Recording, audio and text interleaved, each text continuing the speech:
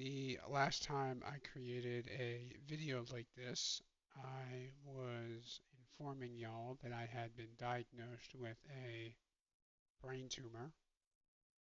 Back in 2020, I was having symptoms of a clogged ear, tinnitus, there's a very loud ringing, headaches. I had gone to the eye doctor because my vision was acting up, and the eye doctor told me that I needed to go to the emergency room stat. The reason he told me to go so quickly and with urgency is because my left eye wasn't going to the left. It would stop in the middle, and therefore I was seeing double. Thankfully, I'm not having that issue now, but uh, I'm creating this video to inform you that the tumor is back.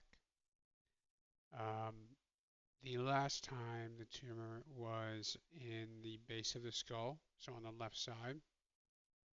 If you were to take your finger and just kind of go straight down, it's down at the base of the skull where there's like a bunch of canals. In that area, there is your carotid artery, as well as a ton of cranial nerves, what they're called. The last time the tumor was leaning up on the sixth cranial nerve, which is in charge of your horizontal eye movement.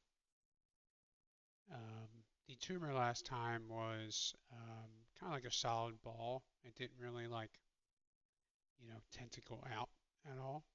Um, I found out about the tumor in late October. It's either October 23rd or 27th. And right before Christmas, I had endoscopic surgery, which went through the nose and chopped out most of the tumor.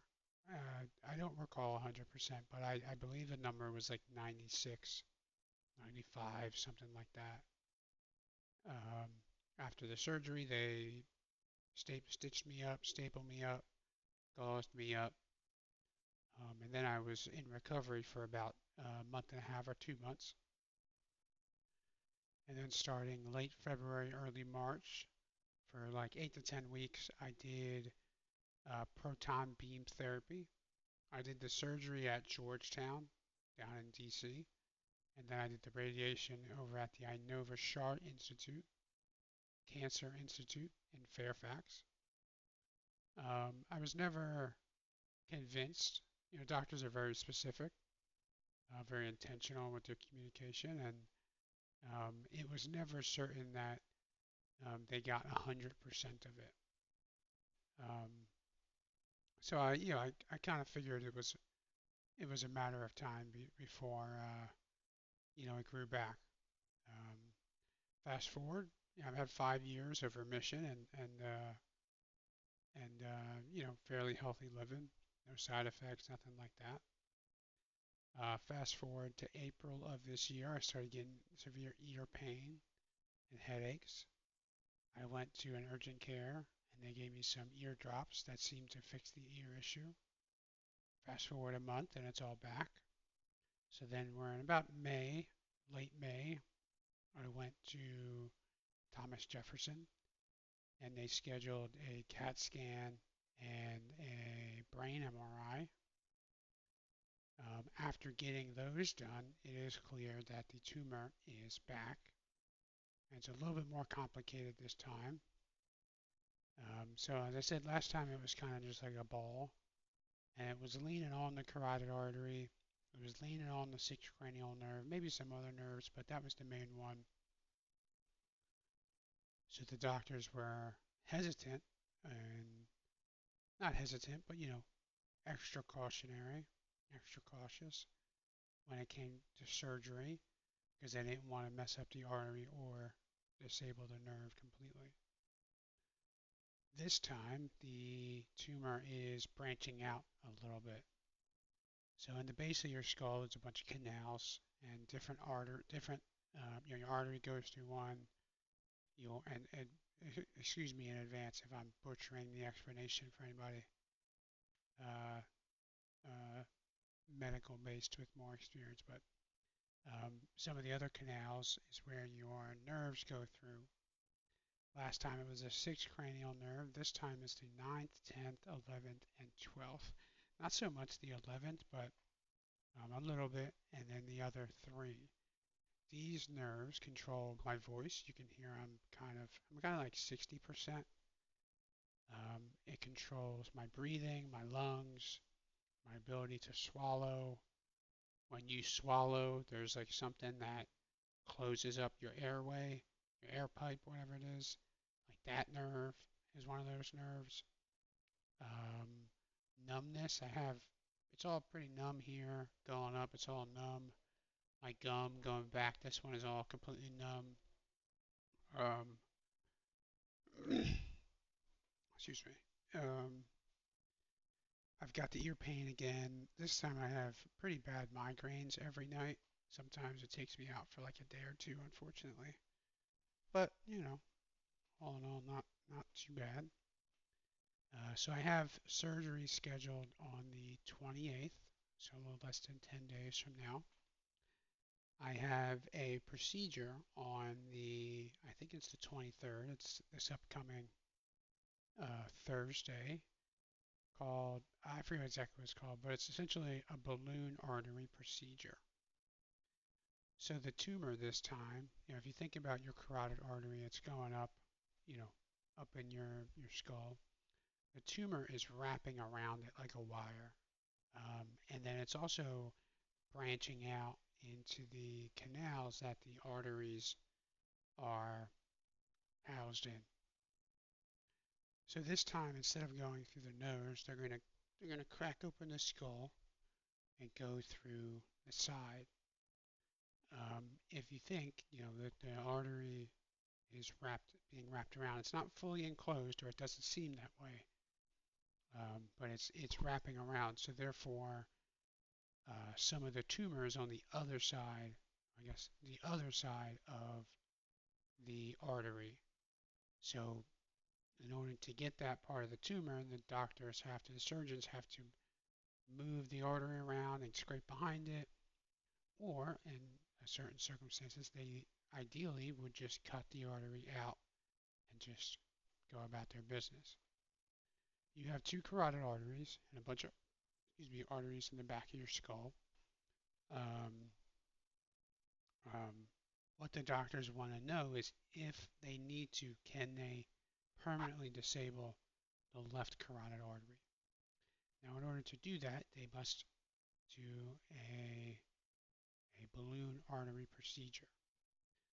You have a carotid artery, a tunnel, or I don't know, you have an artery that starts in your wrist as well as down in your groin. And what they do is they feed through a microscopic catheter, and at the tip of this catheter is a balloon, and they feed it all. They give me contrast so they can see it on the x-ray or whatever, and then they send it up, and then they put it right next to the artery, and then they inflate the balloon, essentially turning off the artery. Now while they do this, I'll be mostly sedated, but I have to be awake. I have to be awake because the doctors will, over the course of 15-20 minutes, ask me questions, ask me to do some basic math, basic history questions or whatever, ask me to move my body, move my hands and arms and stuff like that. They'll lower my blood pressure to make sure that in a non-ideal situation, my body can regulate itself. If there are any complications and I guess I start drooling, then they'll shut the balloon down right away, and the doctors know that they cannot cut off or disable the carotid artery. If I can survive without one of the carotid arteries, which seems like most people is the case, the doctors then get into the conversation of, do we just cut it off before the surgery? So I think that means that it would push back the surgery from the 28th. Um, um, but we'll see what happens. They may not need to cut it out right away. It may still be a game time decision. If they do have to cut it out, they may need to do cerebral bypass, which is, I think they take the arteries in the back of your, one or more, I don't know, of the arteries in the back that go up the back of your head and kind of like fuse it to, I guess, the spot where the artery is. Um, yeah, they'll do whatever they think is best, which is, a-okay with me. Um, but yeah, I'll do the surgery and then I'll wake up in the ICU, bunch of needles, um, and yeah, I don't think there's anything else. So yeah, it sounds scary, but it's not.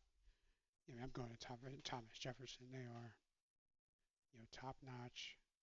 Back when I first got diagnosed in 2020, and I posted on social media, I had people, medical students, residents, whatever it is, reach out and say, hey, you should go to Jefferson. So, um, it's nice. It's nice. It's reassuring to know that I'm going to Jefferson. After surgery, there will be a bit more unfortunate side effects and recovery. So the nerves, as I said, that are being affected control your throat. One of them is, when you swallow, it like squeezes and then pushes the food down. That function is gonna. It seems like it's gonna definitely be disabled for a while, anywhere from 6 to 12 months. And then my voice, which already is low, sorry if you can't hear it, is going to cut down even further to like 10 to 20%. Um, and that's for about 6 to 12 months. It could be forever. It could be shorter. It does help that I am 31. I was 26 last time. I'm only 31 this time. So yeah, I'm in good health. I've lost a bunch of weight, but I don't have any chronic issues besides that.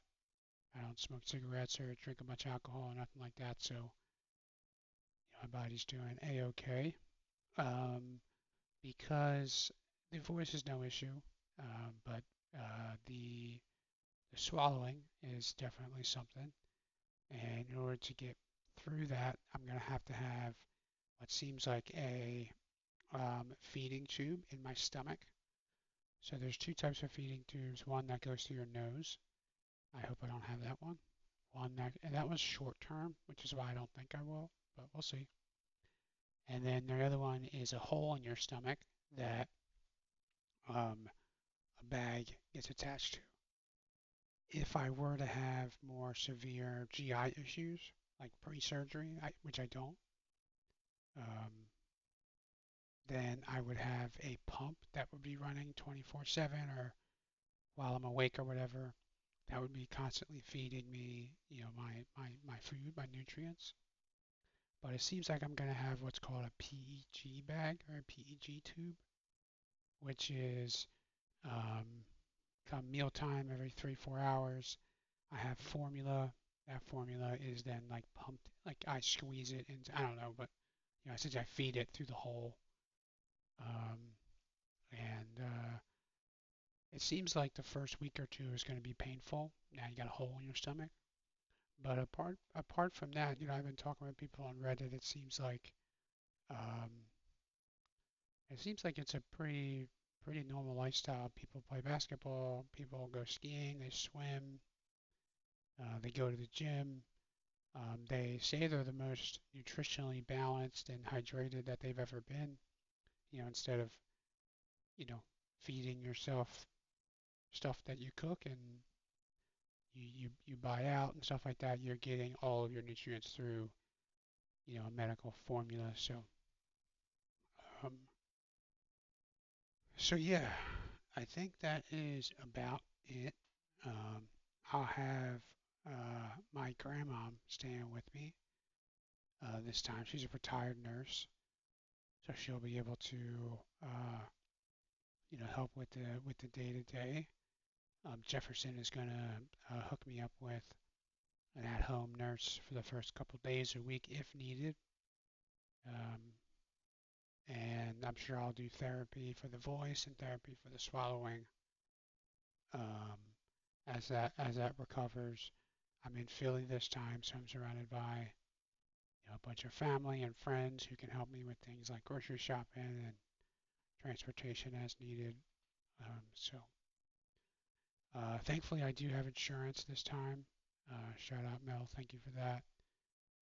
So the cost won't be nearly as much as it was last time. I am still self-employed, and if you know someone who's self-employed, if you're not working, you're not making money. I used to have a team, but in the age of AI, it's just me now, so even more so if I'm not working, I'm not making any money. So I was trying to stay away from it, but I did start a much smaller GoFundMe than last time, just to help me get through the first 2, 3 months, whatever's needed. A lot of my job is talking with customers and clients, and um, not being able to do that might be a little tricky. So um, I appreciate any donation that you have, any share. Add me to a prayer list. That's awesome. Um, and yeah, I will, I guess, give another update here after Thursday. I have a PET scan tomorrow just to make sure that there's no cancer spread throughout the rest of the body. Like I said, I'm very healthy. I got no numbness or anything elsewhere, so the doctors don't think it's spread. But we'll see. Um, I'm meeting with Dr. Evans, which seems like the kind of the top dog tomorrow. He's been away, so it'll be nice to finally get to meet him. Dr. Luganbuehl has been playing the point in this at Thomas Jefferson, so he's amazing. The whole team at Jefferson, up and down. Dr. Basu, Dr. Rosen. I mean, they're all fantastic, fantastic to speak to. Science is cool, and like I said, I'm very optimistic that it'll be a couple months of whatever, and then we're off to the races. So I have the procedure on Thursday, so I'll definitely um, um, share an update after that. I'll let you know if the surgery date on the 28th has changed. Um, but yeah, I appreciate y'all sticking around. This video, I think the last time the video was like 5 minutes. So I appreciate you sticking around for the story. So yeah, till next time.